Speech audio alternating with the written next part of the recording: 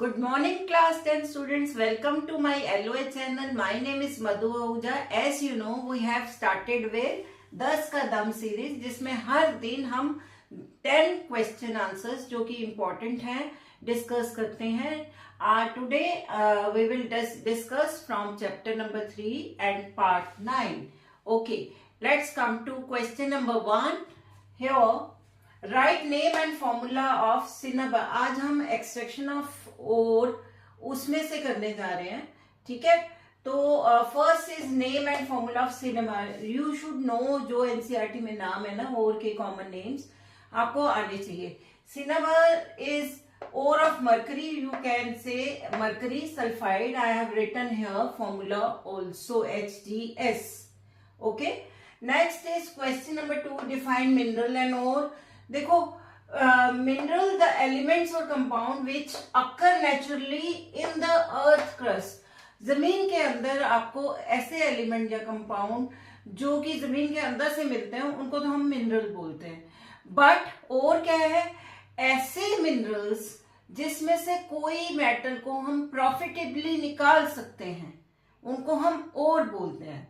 यानी सारे ओर मिनरल तो हैं बट सारे मिनरल ओर नहीं है.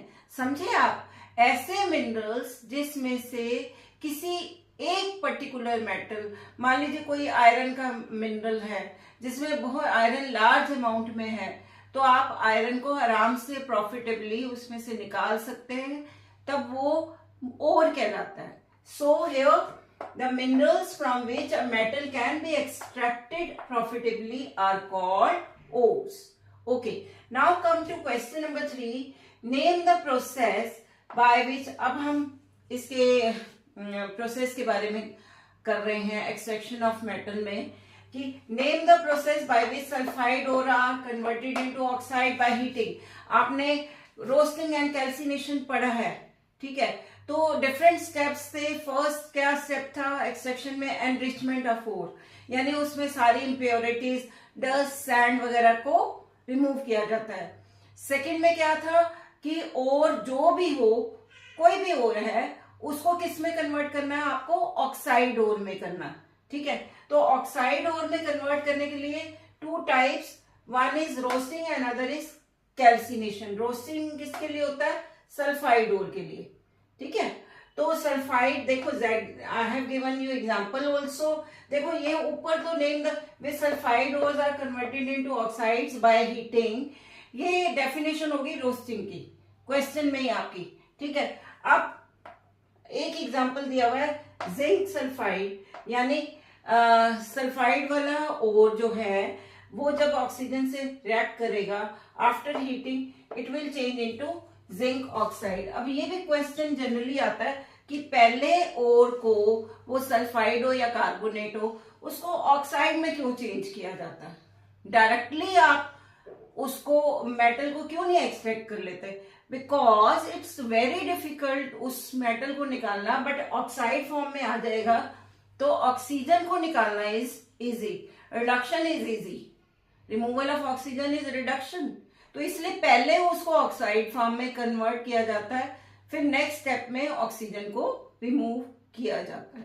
Okay, so next question is about calcination. Name the process by which carbonate ores are converted into oxide by heating. Also give example.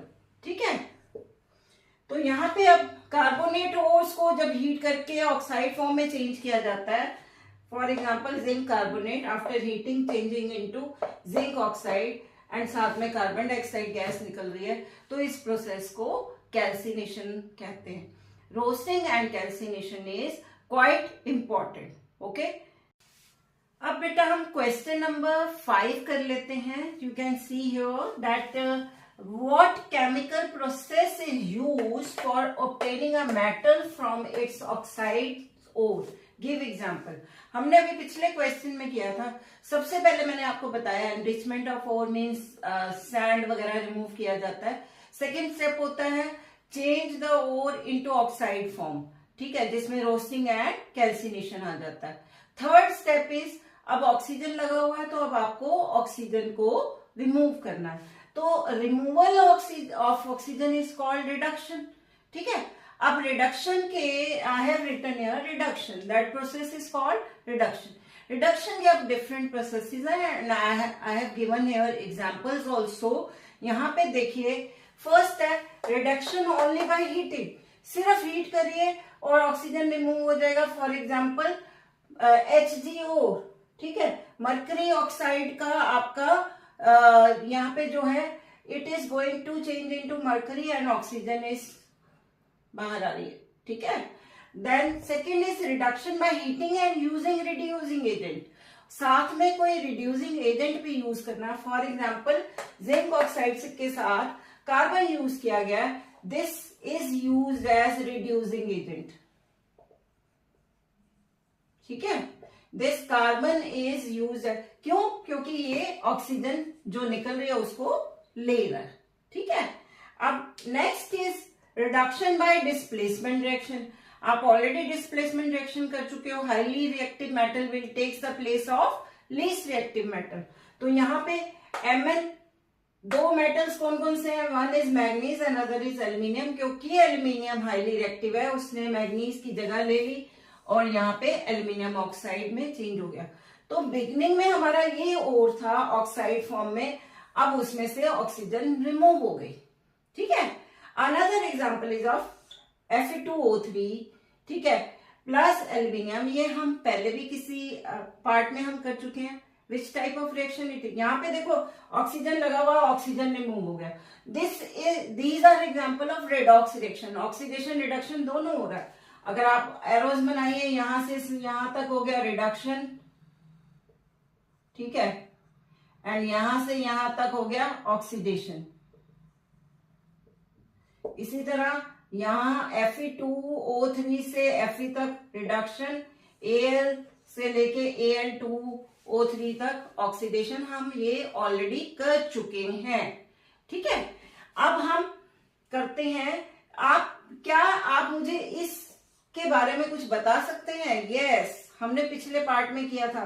This reaction is also called thermite reaction, ये हम discuss कर चुके हैं and this is quite important, क्योंकि यहाँ पे lot of heat निकलती है जो कि रेलवे ट्रैक्स या मशीनरी में ज्वाइंट, अगर कोई क्रैक्स आ जाते हैं उसको ज्वाइन करने के लिए काम आती है। ठीक है, ओके।